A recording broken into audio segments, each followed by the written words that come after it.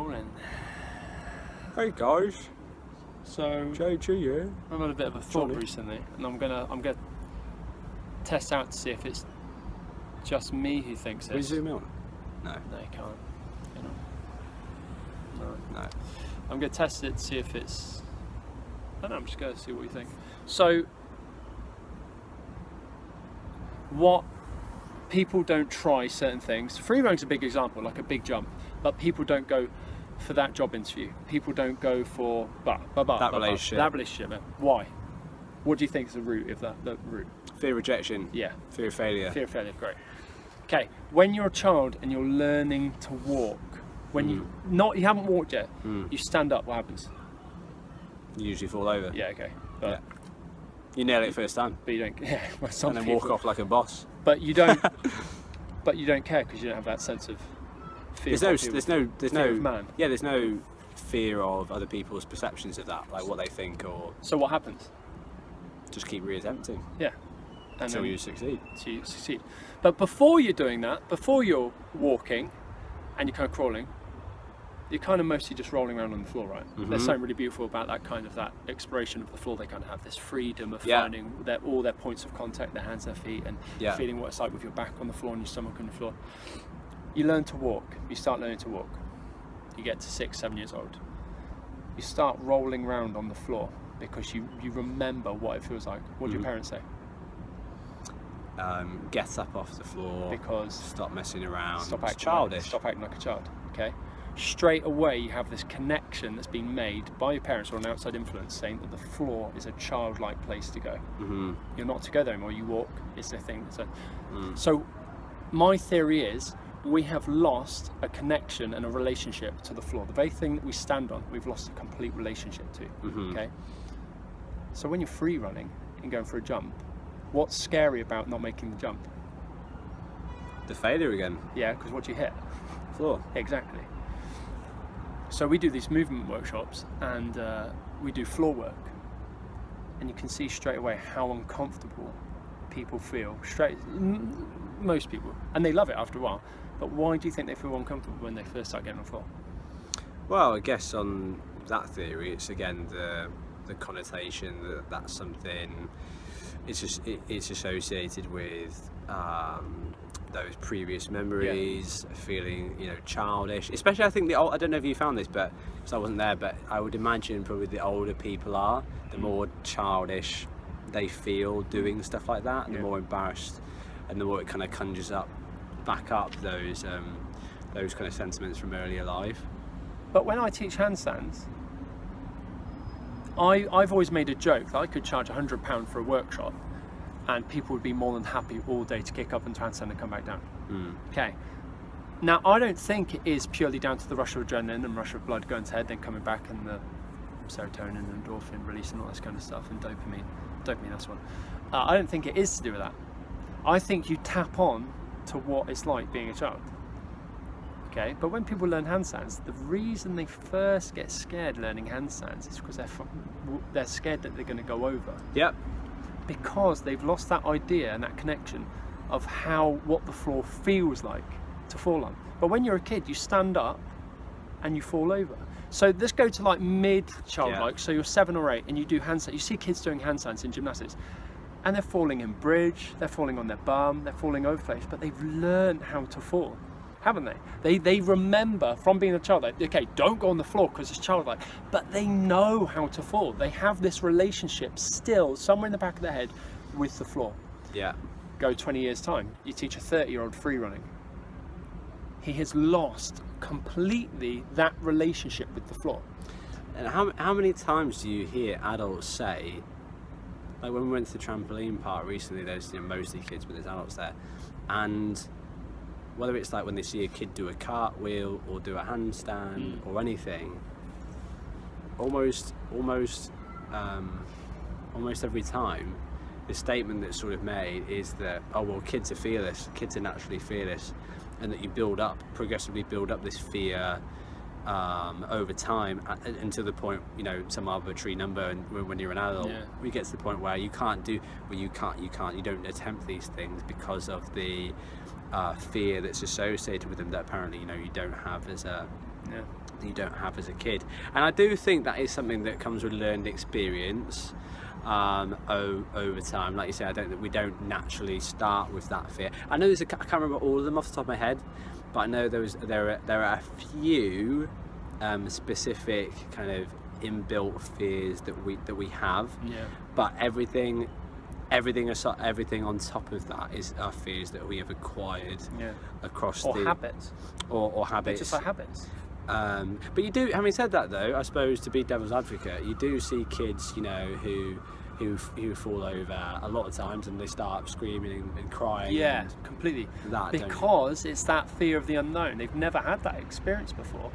But countless kids or adults I know broke their arm as kids, and it either stopped them going up the tree because they're basing it on a previous experience that it would happen again, which statistically probably never happen again because you've learned from it. You could be more cautious, or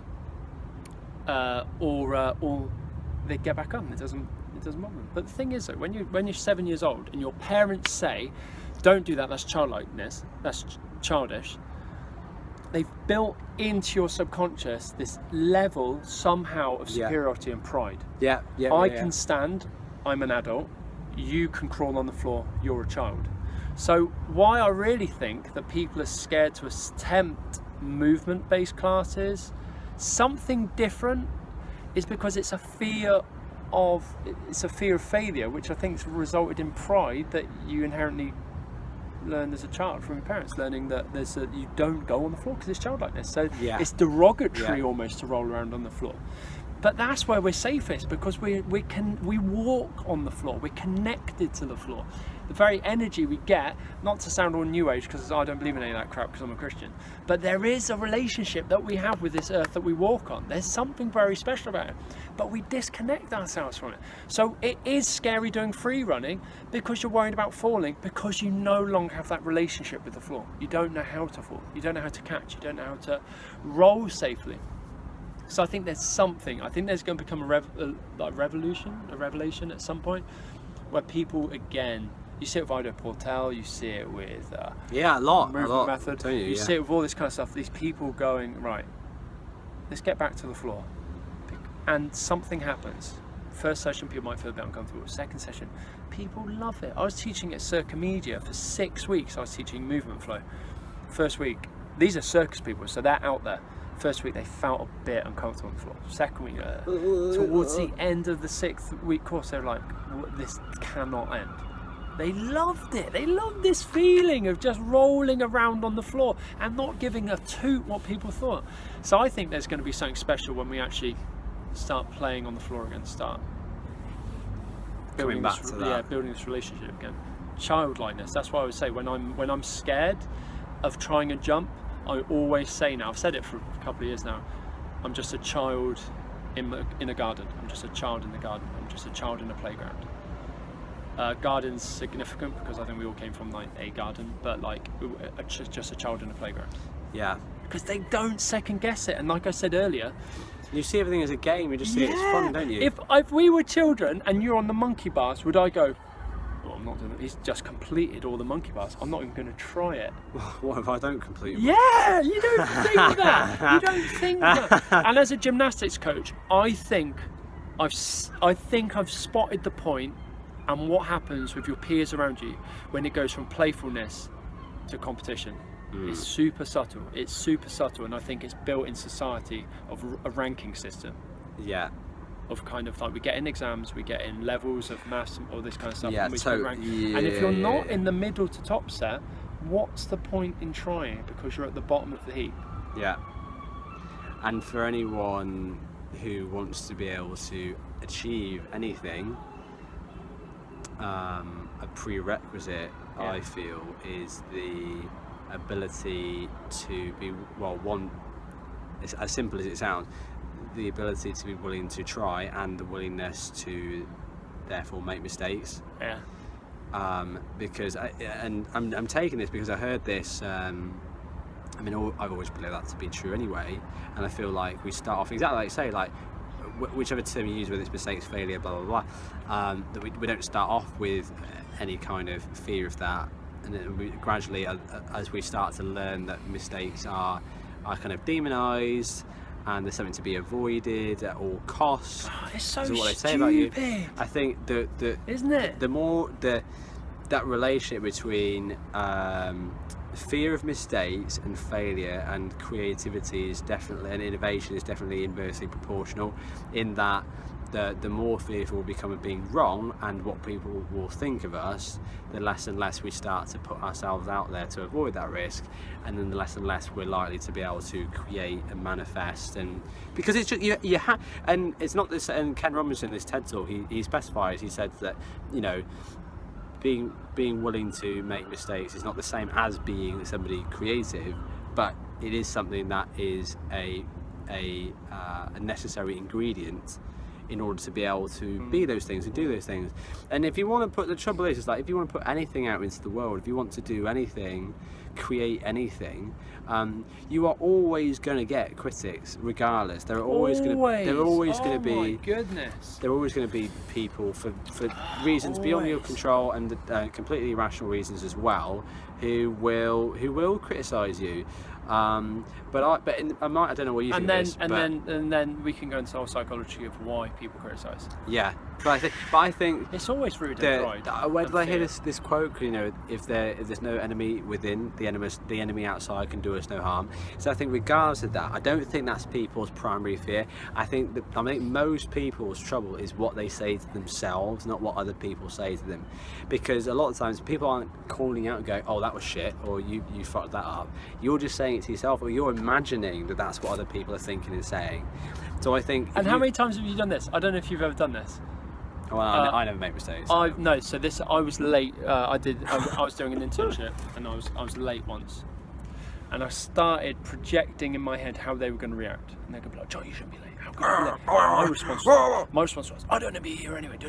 How dare you talk to me like that?" Blah, blah, blah, blah. And then I'd walk out. I got there, and they're like, "Hey, Johnny, don't worry about it, man. Just get involved." I was like, I preempt it. Man, your mind has been functioned from such a young age, and like, what's the word? Not functioned. Trained. Conditioned. That we're competing and we're being judged by other people. Forget that. Yeah. Like, the amount of people who hit a crisis when they hit the top of their game is ridiculous, because you are technically, at one point, some people are number one in the world.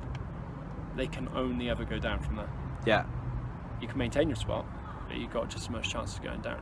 definitely. And what drives people to that place is a fear of failure, a fear of pride. I don't want to look stupid. I think there's a lot to learn, but I really think a lot of it actually comes back to just being a kid and rolling around on the floor again.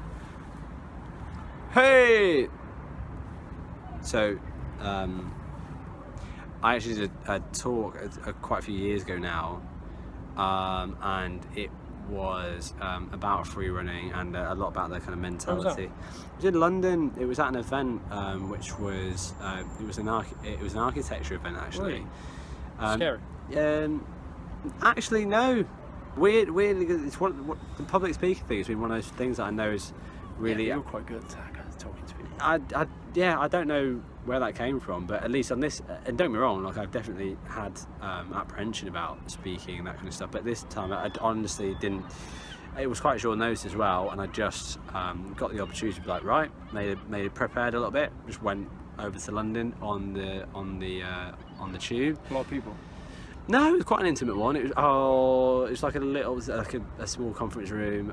There's probably about, I don't know, maybe 40 people or something. That's still quite a lot of people.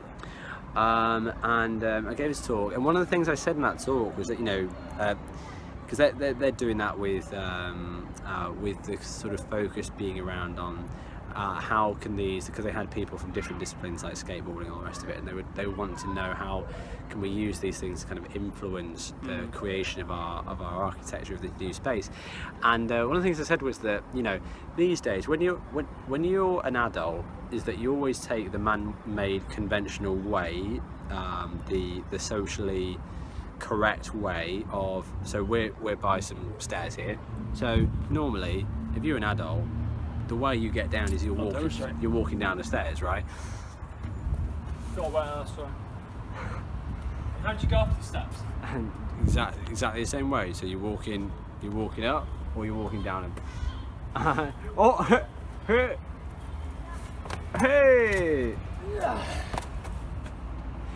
But the point I made was that something we've definitely like reconnected with today is that when you do free running or parkour, whatever you want to call it, is that one of the most fun things about it is that the perspective you have is that you can look, the free runner's kind of perspective or paradigm is that when you look at these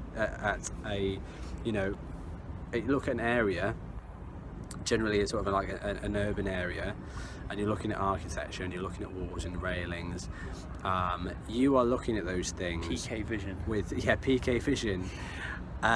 We did it this morning. The first thing we did, we climbed a building. You see, and we rock climbed the outside. You see opportunities. You see, a bouldering wall where other people just literally see a rigid structure. It was a bouldering wall, wasn't it?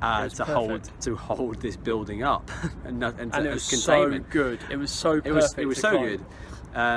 People see a hand railing here as a means of helping you balance walking downstairs. We see it as a launching platform, something to land on and catch on, something to climb and vault over.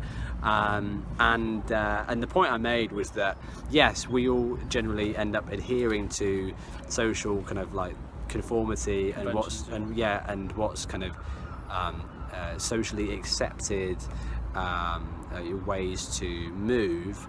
But in reality, I think even though many of us might deny this, that we're all generally children at heart. And my argument, or my kind of proof for that, is like we do a lot of. There's a lot of boring shit that you have to do as an adult, right? Who wouldn't prefer to do those things in the form of a game? Yeah. Everybody's going to prefer doing a game, which doesn't change necessarily the work that you do, but it's putting it in a format that's more enjoyable. And in my mind, that's the kid inside of all of us craving that sense. That's why I who's think still procrastination is such a chronic thing of our generation. Because I don't want to sit down and do admin. Yeah. Oh my goodness. Just totally sedentary all the time. Can we walk while we talk? Because we've got. Yeah, I better stop it now. Anyway, that's the end of this video. Bye.